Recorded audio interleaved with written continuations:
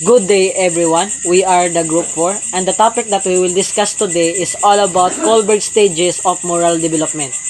In this module, you are expected to cite how the theory of moral development can be applied to everyday, analyze person's level of moral reasoning based on his responses to moral dilemmas. Lawrence Kholberg was an American psychologist best known for his theory of stages of moral development. He served as a professor in the psychology department at the University of Chicago and graduated at Harvard University.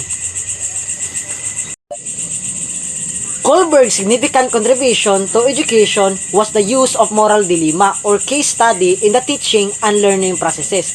So, ang importante daw na kontribusyon ni Kholberg sa atong edukasyon is ang moral dilemma. So, unsa man ning moral dilemma? A moral dilemma is a situation in which the decision maker consider two or more moral values or duties that can only honor one of them. Thus, the individual will violate at least one important moral concern regardless of the decision. So, ang moral dilemma kuno is when a person decide or choose or magbuhat siya difficult na choices. For example, Balmon has a best friend named Balbacoa. And then during their exam, Balmon discovered that his best friend cheating. So, mabutang dayon sa sitwasyon si Balmon na mugama siya lisod na choices like iya bang isumbong sa maestra si Balbacoa na nang cheat or iya bang pasagtaan kay lagi iyang best friend or iyang kasab-an iniguman sa test. So murag mabutang gyud si Balmon na dapat maghimo siya na lisod na choices kay lagi iyahan ng best friend. Moral development refers to changes in moral beliefs as a person grows older, gain maturity. Morality is a system of beliefs about what is right and good compared to what is wrong or bad. So kaning moral development is when a person changes because he become more maturity. So for example, si Chapsuy kay pag-elementary niya duslog kayo siya. And then pag-abot niya sa high school day and college day is nakarealize siya na sayop dito iyang gipang buhat na ang iyang pagkaduslog sayop dito dahil katong iyang gibuhat pag elementary. So iyan ang mausab or iyan ang usbon, so manghigatago na kayo siya. So mao na ang moral development. Lawrence Kholberg expanded Piaget's concept of moral development using surveys as his research methodology, where he presented his respondents with moral dilemmas and analyzed the differences in the responses of the children, youths, and adults of various age. So si Kholberg kay iyang gi-expand ang work ni Piaget, which is ang moral development, using surveys, which ang iyang gi-present sa iyang surveys is ang moral dilemma. And then, iya dayon i-analyze ang mga nagalain-laing mga responses sa iyang mga participant, which is mabata, maulitaw, or matiguang. Kholberg was more concerned and interested in reasoning they used to justify their decision. He also validated Piaget's ideas that children form ways of thinking through their experiences, which include understanding of the moral concepts such as justice, rights, equality, and human welfare, and that moral reasoning is related to one's cognitive level. From his research, he was able to identify the 3 levels of moral reasoning, and each is divided into 2 stages, where moral reasoning in the earliest stages are based on the external forces. So, these 3 levels of moral reasoning will be discussed by my co-reporter, which is Arlene Quijoy. Good day, classmates. I'm Arlene Quijoy. At this moment, I will report summary of Kholberg's stages of moral development. There are 2 levels. Level 1, pre-conventional morality. Rules are truly external to the self rather than internalized. Morality is self-serving. So, na outside the self or a person nga mo-control niya of what is right or wrong. So, there are 2 stages. Stage 1, punishment or obedience orientation. The goodness of the goodness or badness of an act depends on its consequences. So, from the word punishment, from the word obedience. So, for example, ang bata na malikas, and then, nakitaan sa siyang mama, and then, ang bata, giingon sa siyang mama nga, kanang day, kanang ay na nag-usba ha, kadi na maayo imbong gibuhat. Kung usba ka na nimo, pilpilong ko ng baba nimo, silian ko ng baba nimo. So, ana dayon. So, syempre, ang bata, mahadlok.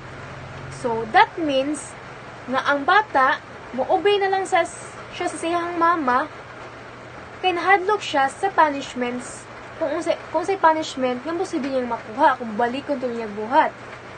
So, that is stage 1, punishment. Stage 2, instrumental exchange. Conform to rules in order to gain rewards or satisfy personal objectives or needs. Behavior is ultimately motivated by the hope of benefiting in return. So yes, di ba no, sa stage 1 kay the child is obeyed to her mother, it's because of the punishment. While on the other hand, sa stage 2 naman kay ang bata ni obey ra siya, it's because of the rewards. So for example, ang bata napaakag-iro, and then necessary man siya kanang injekan og anti-rabies og anti-tetanus. So dalon daron siya sa ospital or sa sentro, and then ang bata kay nahadlok man sa injection, so nidagan. So sa may buhaton. So ang bata kanang atong ululuhan, kanang inom ba nato nga dong basta isog lang ka dong, basta magpa-inject lang ka dong. Pwede na ikaw dakong dandwaan. Mag-jollibee tayo kahuman. Manuroy tayo kahuman. So, kaeng bata, matay himuon niyang motivation para mutuman sa iyahang mama. So, that means na ang bata, niubira siya sa iyahang mama, it's because of the rewards. So, again, this level sa stage 1, ang bata ni obira siya, it's because of the punishment. While on the other hand, sa stage 2, ni obira ang bata, it's because of the rewards. Level 2, conventional morality. Obey rules and social norms in order to win other approval or to maintain social order. Morality is in accordance with what society is defined as right. So, this level, interested Japon siya sa iyang self, but iyang i-consider kung unsay maka-affect ani to society. So, stage 3, good boy or good girl orientation. Behavior is that which pleases, helps, or is approved by the others. What is right is what is expected by people to oneself, and in terms of stereotypic rules that define being good. So, from the word good boy or good girl orientation, so, from the word good girl, so for example, ako, and then, mag-responsible na ko sa amuang balay, like, manglimpyo ko, manglaba, manghugas, magtaong eskwela, it's because, kay gusto kong, nga malipay si mama nako. Gusto ko nga, kanang buutan kong pagkaanak. So, that means nga, you do something because you want, you want to be a good image to others or to people around you. That is stage 3. Stage 4, social order maintaining. Rules and law maintain a social order are worth perceiving. What is right is what conforms to the rules of legal authority. So, diba, sa stage 3, you do something because you want to be a good image to others or to people around you. While on the other hand, sa stage 4, you do something because kanang tight kaayo ang authority sa batas ba. Like for example, diba sa una nga katong pag-pandemic pa, diba mandatory pa man jud ang katong pagsuot sa face mask or sa face shield. And then kana siya, sundo na lang na kay dili man na ma-approve kung dili makapaayo sa society natong tanan. So, mao na, you always follow the rules because the rules is something na provides order in society nga di dapat ma-disrupt. Mao na, you always follow the rules nga ang imong motivation ba kay you do something for society. Level 3. Post-conventional morality. Moral reasoning define and wrong in terms of broad principles of justice that could conflict with written laws with dictates of authority figures. Stage 5, the social contact orientation. Laws are instrument for expressing the will of the majority and furthering human welfare. So, in this stage, okay ra nimo putlon ang rules or i-circumnavigate ang rules for the sake of a certain purpose. Diba ang rules gibuhat siya for justice, for harmony. So, for example, magtiayon and then kanang naa siya'y sakit, may sakit ang iyang asawa, kanang resitaan o kanang mga mahalon kay mga tambal, and then kay wala may kwarta ang iyang bana. So, ang iyang bana, maghuna-huna, maka-catch up siyang utok, maghuna siya nga, kanang kawaton lang ko ni ako ang, kawaton lang ko yung tambal, para lang mabuhi akong asawa. So, mauna siya. Kung sa stage 4 pa ni, dili niya buhaton. Kay, lagi, you always follow the rules to maintain social order. Kay, bad ng mangawat, sala ng mangawat, mapriso ka kung mangawat ka. Sa stage 5, ang nasa siyang huna, bahala na lang ni, kawato na lang dyan ko ni kanintambala para lang mabuhi akong asawa. So, mauni siya. This stage, okay ra nimo puton ang rules or i-circumnavigate ang rules for the sake of a certain principle. That is stage 5. Stage 6, morality of individual principle of conscience. Right and wrong are defined on the basis of the self-chosen ethical principle of one's own conscience. So, in this stage, kaya nilang isacrifice ang nilang kaugalingon for the sake, for the greater purpose. Like for example, ang example ani is kanang si Jesus, di ba? Nag-sacrifice siya for us, for our sin. So, that is example. And for example, di ba, makakita ta sa mga salida nga kana siya, nagpakamatay siya, kanang andam niyang luwason iyahang asawa, bahala mamatay siya. So, mo na siya. So, for example, sa kanang mga anak, then di ba, ang mga anak, kinakalisod andang 50-50. So, bahala lang mamatay siya, basta di lang iyang anak. So, mo na example in this stage. Kanang kaya nilang isacrifice ang ilang kaugalingon for the greater purpose. Kholberg Stage 1 and Early Childhood Education. Most preschool and some kindergarten students are still in the first stage of moral development. According to Kholberg's theory, in this stage, it is important to begin to lay the groundwork to encourage moral behavior.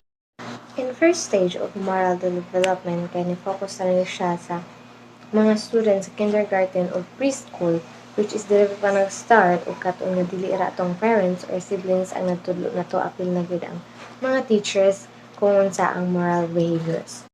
So in this stage, importante gid nga mag-start taghimo o maglatag ng batayan kung unsa na to pagdala ang atong batasan or kinaiya. In stage 1, Young children are primarily motivated to behave appropriately simply to avoid being punished for misbehaving. By understanding the stage of moral development, teacher can help to guide their students' moral development by setting a code of conduct. Every teacher's day kay naadyo na sila ilahang code of conduct nga mo'y basihan kung saan nila pag-encourage ng students to have a good behavior.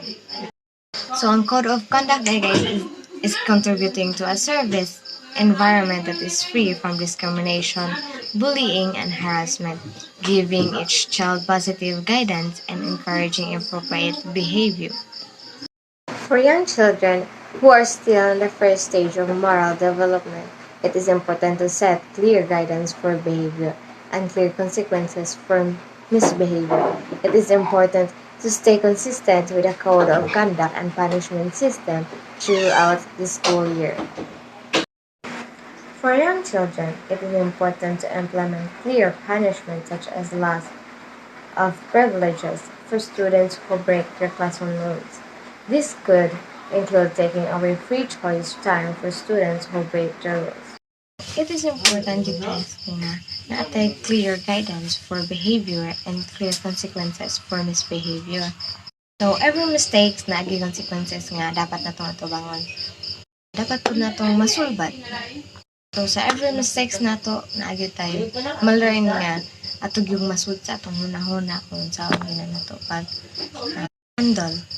So, every teachers na agad sila ilahang mga basihan kung saan nila pagtudlo or pagdala ilang students.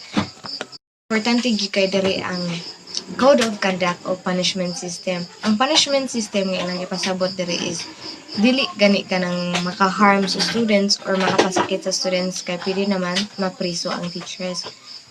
You can also start to offer rewards for children who follow the rules at this level. As they progress towards stage 2 of level 1, they will become more motivated to follow the rules if an enticing reward is being offered. Since ang gi-focus diri sa stage 1 is ang mga preschool and kindergarten students, so dali ra gid kaayo mga mapungot ang teachers kay lagi badlungon pa man gid kay na. Dili sad kayo dali kasabot. So, ang punishment system na gipasabot diri is dili katong same sa una nga ang teachers is makabunal og stick or unsa pa ba uban diha. Ang pasabot diri is kanang ang students is dili dayon nimo pagawson after nila mahuman dapat kanang siya ang pinakaawit makagawas or kanang siya ang sila og buhat sa ilang mga projects so dapat kanang tuduan nimo siya kung kanang pabalikon nimo nga dapat na perfect niya nagbuhat. So sa mga students sa diay nga mga behavior gigamit gid nila ilang mga good behavior so dapat na agad sa reward. So ang reward is pwede ka makahatag og score, dagko score or sa una is syempre gagmay pa man mga bata. So kuan tangag star ang kamot like 3 stars so it means very good. Pwede sa din nimo sila Tagalog candy para malipay sad sila nun. Ganahan pud sila musud og balik sa eskwelahan dili kayo puro lang kahadlok ilang gibati. So ganahan sad sila kay kanang naagay sila kanang makana sila nga kanang mabadto ta kay kanang mahatag og reward si teacher. Ana, so dapat so ang parents malipay pud kay ang teacher nga very good kay imuhang anak or unsa ba nga makuan po ang ilahang heart rate. So as they continue to progress in stage 2, kanang na-encourage na gyud sila nga mapadayon sa ilang mga pag-eskwela kay tungod sa ilang nagian or base sa ilang nagian pag ilang preschool or sa kindergarten nila. So ma-encourage na sila, iganahan na sila mabalik sa eskwelahan, mo-continue sa ilang pa-eskwela and diha na sad sila maka-start o dawat sa ilang reward nga lain na sad nga reward dili na kay candy nakadawat na sad sila og mga medals nga mo'y nagkuan sa ilahang mga achievements. So that's all for today. So thank you. Kholberg Stage 2 and Early Elementary. By stage 2, young children become more motivated to behave and follow the rules if they are offered a reward for doing so. Implementing a system to reward elementary students who follow the classroom rules and who exhibit helpful behaviors in the classroom can go a long way in encouraging moral behavior. So, kita pag elementary na to sa una, so nakasuhay naman ta ana sa nang anaon ta sa tong maestra kung gisay maglimpyo tagaan niya reward. So kita sa mga bata sa una is maglimpyo sad ta. So kanido na pamaagi na mo-follow ang mga estudyante tungod din mga reward, mo-follow sila sa rules is makakuan ni maka-encourage or maka-improve ni sa moral behavior sa usa ka bata. At this stage, children understand that behaviors that are punished are considered bad and that behaviors that are rewarded are considered good. Students also begin to learn that different people have different points of view at this stage. So, in this stage daw, ang mga elementary na daw is makarealize na sila na ang isig katao kay nailagalain-lain na point of view sa kinabuhi. They considered what is best for individual themselves to be what is right. However, they also begin to see the need for mutual benefit. So, when you say mutual benefit, when two persons have gained some type of advantage or value. And also, they begin to learn that others will treat them well if they in turn treat others well. They begin to see morality in terms of helping others for their own self-interest. So sa diri na stage daw is diri na ta magsugod og makakita sa moral if we help others but in our own self-interest. At this stage, it is a good idea to introduce classroom activities that encourage cooperation between students. So, diri na stage daw is nindot na i-introduce ang mga classroom activities para mas ma-improve pa ang kooperasyon sa mga estudyante. So, for example, kanang games o assignments. So, games and assignments require students to help one another in order to succeed will help students at this stage to further develop their moral reasoning skills. So if ang mga estudyante is magtinabangay na sila, so dira na mas ma-improve pa ang ilahang moral reasoning skills. So hello everyone. This time we tackle about in kholberg stage 3, late elementary or middle school. Stage 3, good girl or good boy orientation. So this stage also known as the stage of developing good interpersonal relationship. Mostly, children reach stage 3 between the ages of 10 and 13. So, in this stage, children begin to think more about other people and how other people perceive them. For example, sa classroom, na kay classmate nga nagdagandagan or nagtiat kay naghapak-hapak o kinumot nga papel. So, nakahuna-una ka nga naay gibilin si teacher nga rule nga dapat mag-behave o dili magpataka og labay og basura. So, nakaana ka nga ay dili ko muapil anak nila kay dili na maayo ilang gibuhat. Dapat sundo nako si teacher. Kay buutan man ko nga pagkabata o buutan sad ang ilang paglantaw nako. So, kung muapil ko ana, unsa na lang ilang storya about sa akua. Dapat ipakita nako nga buutan ko. Students begin to think more about on how their actions affect other people. So, it says it's still about yourself. Parang ego, di ba? Ego, kay kita man ng mga tao. So, it's about our interest for ourselves. But, when we talk ego, it's about how people perceive you. And, this time, you want to be perceived as a good person in that particular action. At this stage, you can help to strengthen your students' moral character by allowing them to help you to create code of conduct for the classroom. This lets the students be partially responsible for the classroom value, which they will be expected to follow. Okay, for example, ana, kabantay mo kanang bagong klase or bag-o nga teacher sa classroom, di ba maghimo man gyud na siya og mga classroom rules.